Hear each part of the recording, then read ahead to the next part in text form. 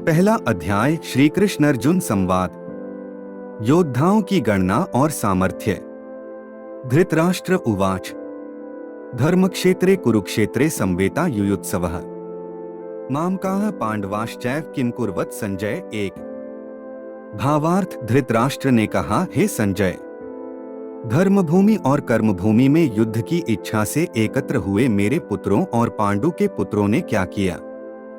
एक संजय उवाच दृष्टा तु पांडवानीकं व्यूढ़ दुर्योधनस्तदा आचार्य मुख संगमे राजा वचन ब्रवीत। दो भावार्थ, संजय ने कहा, हे राजन, इस समय राजा दुर्योधन पांडु पुत्रों की सेना की व्यूहरचना को देखकर आचार्य द्रोणाचार्य के पास जाकर कह रहे हैं। दो पश्यता पांडुपुत्राणामाचार्य महती चमू व्यूढ़ा द्रुपद पुत्रेण तव शिष्येण धीमता। तीन भावार्थ, हे आचार्य, पांडु पुत्रों की इस विशाल सेना को देखिए जिसे आपके बुद्धिमान शिष्य द्रुपद पुत्र धृष्टद्युम्न ने इतने कौशल से व्यूह के आकार में सजाया है। तीन अत्र शूरा महेशवासा भीमार्जुन समायुधि युयुधानो विराटश्च द्रुपदश्च महारथः। चार भावार्थ, इस युद्ध में भीम तथा अर्जुन के समान अनेकों महान शूरवीर और धनुर्धर है। युयुधान, विराट और द्रुपद जैसे भी महान योद्धा है। चार धृष्ट केतुश्चेकितानः काशीराजश्च वीर्यवान पुरुजित कुंती भोजश्च शैब्यश्च नरपुंगवः। पांच भावार्थ, धृष्ट केतु, चेकितान तथा काशीराज जैसे महान शक्तिशाली और पुरुजित, कुंती भोज तथा शैब्य जैसे मनुष्यों में श्रेष्ठ योद्धा भी है। पांच युधामन्युश्च विक्रांत उत्तमौजाश्च वीर्यवान सौभद्रो द्रौपदेयाश्च सर्व एव महारथाः। छह भावार्थ, युधामन्यु जैसे महान पराक्रमी तथा उत्तमौजा जैसे अत्यंत शक्तिशाली, सुभद्रा का पुत्र अभिमन्यु और द्रौपदी के पुत्रों सहित ये सभी महान योद्धा हैं।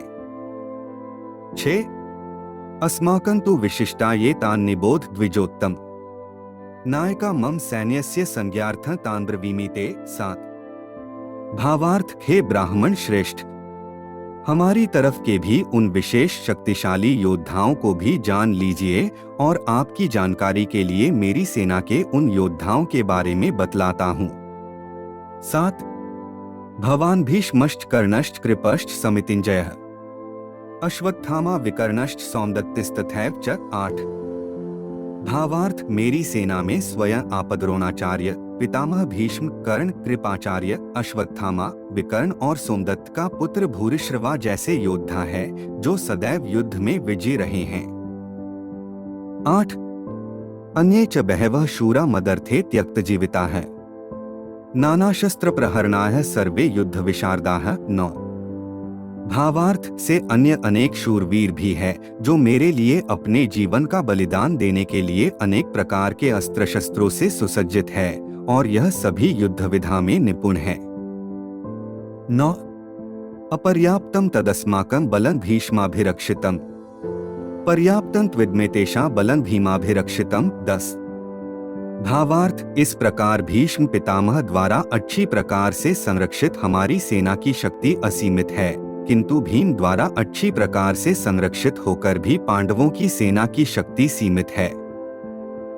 10 अनेषु च सर्वेषु यथाभागं स्थिताः भीष्ममेवाभिरक्षन्तु भवन्तः सर्व एव हि। 11 भावार्थ, अत सभी मोर्चों पर अपनी अपनी जगह स्थित रहकर आप सभी निश्चित रूप से भीष्म पितामह की सभी ओर से सहायता करें।